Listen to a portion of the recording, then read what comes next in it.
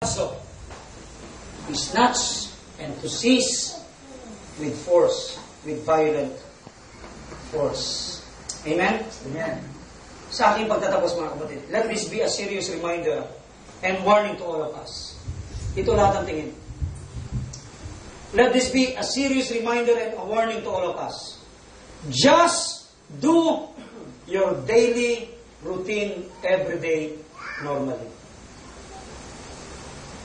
But don't neglect and never forget the Lord, His ministry, and your spiritual relationship with God.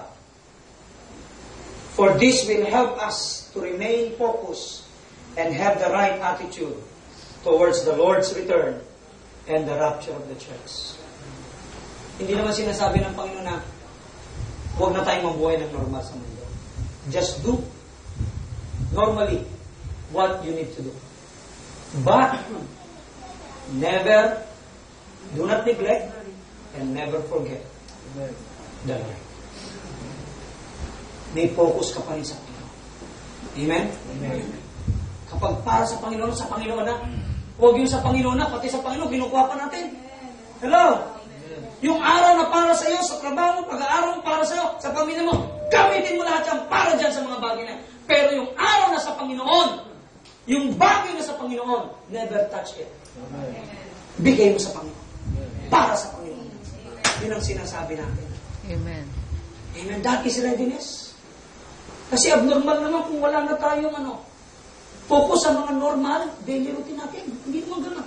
Gusto ng Panginoon, we just live our life normally every day in the world. Amen po ba? Nag-aaral ka, mag-aaral ka mabuti.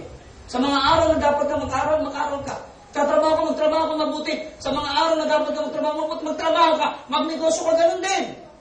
Pero sa araw, dapat maglingkod ka sa Diyos. Sa oras na dapat maglingkod ka sa Diyos, bigay mo naman. Bigay mo pinakamabuti. Amen. Nandiyan pa ba tayo mga kapatid? Amen. Believer's attitude towards the rapture of the church. First, we should not be ignorant. Secondly, we should not be indifferent. Thirdly, we must have an intense anticipation in the coming of the Lord and the rapture of the church. Palakpakan natin.